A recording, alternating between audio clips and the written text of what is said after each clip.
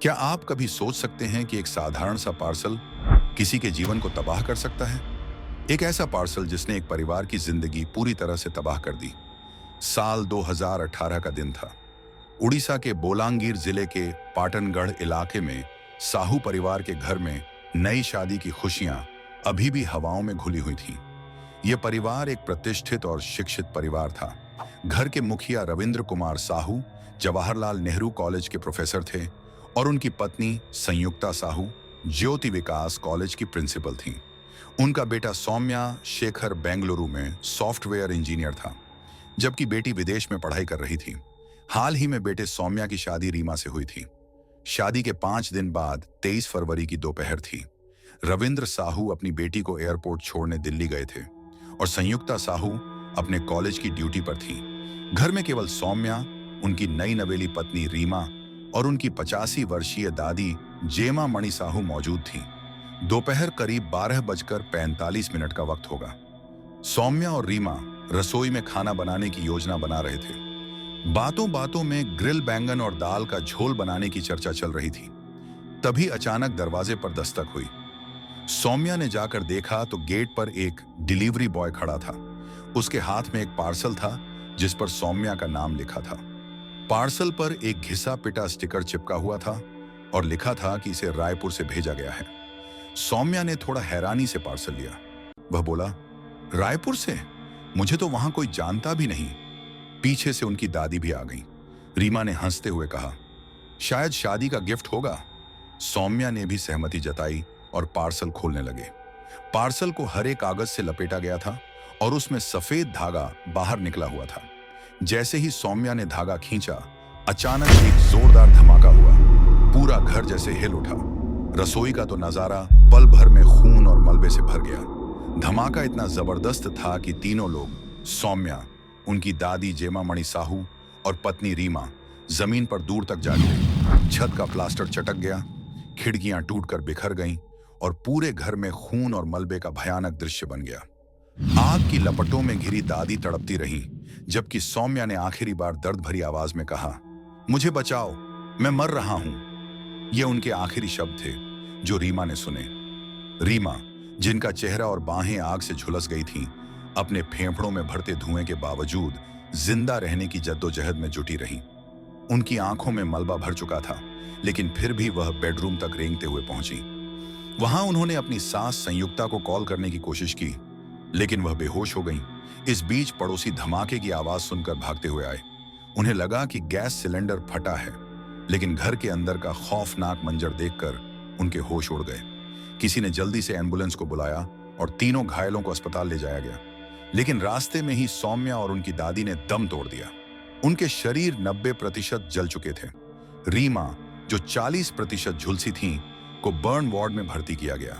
उनकी हालत नाजुक थी, लेकिन वह जिंदा थीं। पुलिस भी मौके पर पहुंची और तुरंत समझ गई कि यह कोई साधारण हादसा नहीं था।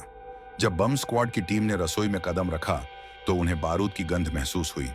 यह साफ था कि यह गैस सिलेंडर का धमाका नहीं था, बल्कि एक सुनियोजित बम विस्फोट था। सवाल अब यह था कि वह बम घर में कैसे पहुंचा। जिन 3 लोगों से इस बारे में कुछ पता चल सकता था, उनमें से 2 की मौत हो चुकी थी। रीमा, जो अभी जिंदगी और मौत के बीच जूझ रही थीं, पुलिस की आखिरी उम्मीद थी।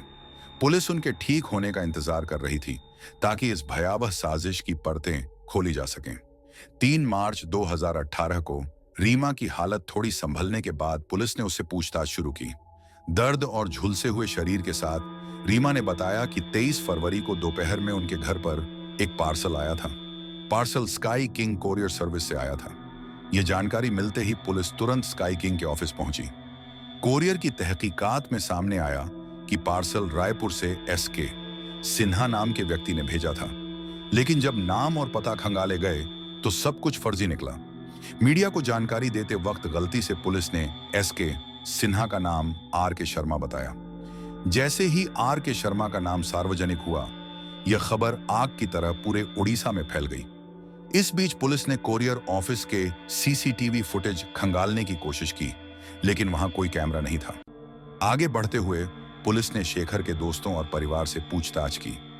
शेखर की मां ने बताया कि उनकी किसी से कोई दुश्मनी नहीं थी, सिवाय एक व्यक्ति के पुंजी लाल मेहर, जो संयुक्ता साहू की प्रिंसिपल बनने से पहले इस पद पर थे। संयुक्ता और पुंजी लाल के बीच कहासुनी तो हुई थी, लेकिन संयुक्ता को विश्वास था कि यह बात इतनी बड़ी नहीं कि कोई बम विस्फोट की साजिश रच डाले। पुलिस ने पुंजी लाल से पूछताछ की, लेकिन कोई खास सबूत न मिलने पर उसे छोड़ दिया। जांच के दौरान एक और चौंकाने वाला खुलासा हुआ। कुछ महीने पहले जब शेखर रीमा से फोन पर बात कर रहा था, तो उसे एक धमकी भरा कॉल आया था। दूसरी ओर से किसी अनजान व्यक्ति ने कहा, तुम्हें रीमा से शादी नहीं करनी चाहिए, वरना अंजाम बुरा होगा। यह कॉल शेखर ने रीमा को बताया, लेकिन दोनों ने इसे ज्यादा तवज्जो नहीं दी। पुलिस ने उस नंबर का पता लगाया और कॉल करने वाले व्यक्ति को पकड़ा। उसने कबूल किया कि वह रीमा से एक तरफा प्यार करता था और शेखर को धमकी दी थी, लेकिन उसने बम धमाके में शामिल होने की बात सिरे से नकार दी। जब उसका पॉलीग्राफ टेस्ट किया गया तो वह सच बोलता निकला। 3 सप्ताह बीत गए, लेकिन पुलिस को कोई ठोस सुराग नहीं मिला। मामले की जांच अब क्राइम ब्रांच को सौंपी गई। क्राइम ब्रांच ने 250 से ज्यादा सीसीटीवी फुटेज खंगाले, 100 से अधिक लोगों से पूछताछ की, लेकिन कोई भी कड़ी जुड़ नहीं सकी। तभी 4 अप्रैल 2018 को बोलांगीर पुलिस को एक अनजान लेटर मिला। उसमें लिखा था कि पार्सल SK सिन्हा के नाम से नहीं, बल्कि RK शर्मा के नाम से भेजा गया था। लेटर में यह भी दावा किया गया कि इस साजिश में 3 लोग शामिल थे और इस विस्फोट का कारण सौम्या शेखर का विश्वासघात था। यह लेटर एक महत्वपूर्ण मोड़ था। क्राइम ब्रांच के चीफ अरुण भौत ने इसे कई बार पढ़ा और महसूस किया कि जिसने भी यह लेटर लिखा है वही बम विस्फोट का मास्टरमाइंड हो सकता है। लेकिन सवाल यह था कि लेटर लिखने वाला कौन है। फॉरेंसिक जांच में कोई स्पष्ट फिंगरप्रिंट नहीं मिला, क्योंकि लेटर कई हाथों से होकर पुलिस तक पहुंचा था। आखिरी उम्मीद के तौर पर पुलिस ने लेटर शेखर साहू के परिवार को दिखाने का फैसला किया। शेखर के परिवार वालों का कहना था कि उन्हें उस संदिग्ध पत्र की हैंडराइटिंग किसकी है यह नहीं पता था। लेकिन फिर अचानक शेखर की मां संयुक्ता साहू की नजर उस पत्र पर ठहरी। उन्होंने उसे कई बार पढ़ा और तब उन्हें एक खास शब्द पर ध्यान गया। इस शब्द ने उन्हें एक व्यक्ति पर शक करने के लिए मजबूर किया, और वह व्यक्ति थे प्रोफेसर पुंजीलाल मेहर।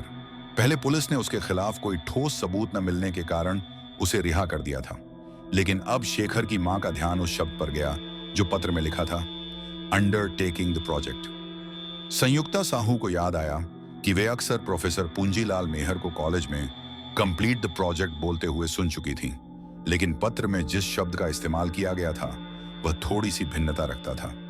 इस संदेह के बाद पुलिस ने प्रोफेसर पुंजीलाल मेहर को फिर से गिरफ्तार किया और उनसे कड़ी पूछताछ की। पुलिस की दबाव के सामने पुंजीलाल ने आखिरकार उस खौफनाक घटना का खुलासा किया जिसे जानकर हर कोई हैरान रह गया। उसने बताया कि 2009 में जब वह ज्योति विकास कॉलेज का प्रिंसिपल बना था, तब संयुक्ता साहू उस कॉलेज में नहीं थी, लेकिन 2014 में उनका ट्रांसफर उसी कॉलेज में हो गया और तभी से दोनों के बीच तनाव बढ़ने लगा। संयुक्ता साहू वरिष्ठ थीं और यह समझा जा रहा था कि उन्हें कॉलेज की प्रिंसिपल बनना चाहिए था, लेकिन पुंजीलाल अपनी कुर्सी छोड़ने को तैयार नहीं था। 2017 में आखिरकार संयुक्ता को प्रिंसिपल बना दिया गया, जिससे पुंजीलाल को गहरी हताशा हुई।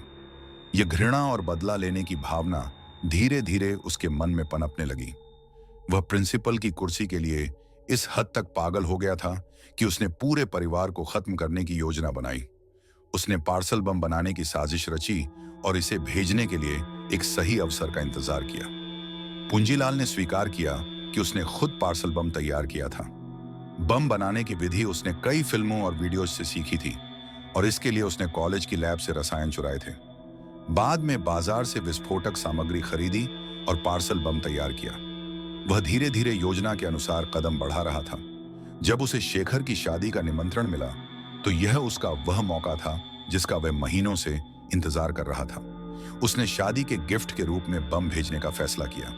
15 फरवरी 2018 को वह अपने घर से निकला और रायपुर के लिए ट्रेन पकड़ी।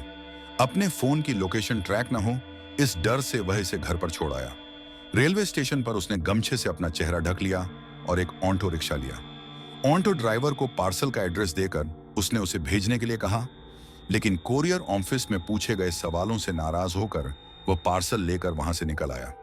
फिर उसने एक और ऑटो लिया और दूसरे कोरियर ऑफिस पर जाकर पार्सल भेज दिया। कोरियर वालों से कहकर उसने पार्सल को मिठाई के नाम से भेज दिया और अपनी पहचान भी छिपाई। पार्सल को शेखर के घर भेजने के बाद वह जैसे कुछ हुआ ही नहीं, वैसे ही अपना रोजमर्रा का जीवन जीने लगा। इधर 20 फरवरी 2018 को शेखर साहू के घर पर एक रिसेप्शन पार्टी चल रही थी और उसी दिन एक पार्सल उनकी डोर स्टेप पर पहुंचा, लेकिन पार्टी के कारण वह पार्सल वापस लौट आया। 3 दिन बाद 23 फरवरी को जब रीमा किचन में खाना बना रही थी, वह पार्सल आखिरकार शेखर के घर पहुंचा। उसी वक्त वह घटना घटित हुई जिसने पूरे परिवार को हिलाकर रख दिया। इसके बाद प्रोफेसर पूंजीलाल मेहर ने शेखर साहू के अंतिम संस्कार में भी हिस्सा लिया। यह उसकी एक और शातिर चाल थी, लेकिन अब उसे कोई बचाव का रास्ता नहीं था। पुलिस के पास उसे दोषी साबित करने के लिए काफी ठोस सबूत थे, जिनमें कोरियर बिल की स्लिप, वह पत्र जो एसपी को भेजा गया था और उसके द्वारा दिए गए बयान शामिल थे। इन सभी सबूतों के आधार पर उड़ीसा क्राइम ब्रांच ने 24 अप्रैल 2018 को पूंजीलाल मेहर के खिलाफ चार्जशीट दाखिल की और उसे कोर्ट में पेश किया, जहां से उसे जेल भेज दिया गया। हालांकि मामला अभी भी कोर्ट में था और पूंजीलाल फिलहाल जेल में ही था। इधर रीमा भी धीरे धीरे ठीक हो रही थी। वह हॉस्पिटल से अपने ससुराल वापस आ गई थी। शादी के कुछ ही दिन बाद रीमा ने अपने पति को गवा दिया, लेकिन रीमा ने कहा कि शेखर ही उसका पहला और आखिरी प्यार था। उसने यह भी साफ कह दिया कि वह फिर से शादी नहीं करेगी। शेखर के जाने के बाद रीमा अब शेखर के माता पिता के साथ रहने लगी। तो यह थी आज की कहानी। हम इस वीडियो के जरिए किसी को दुखाना नहीं चाहते, न ही किसी के फीलिंग्स को। वीडियो में दी गई सारी जानकारी इंटरनेट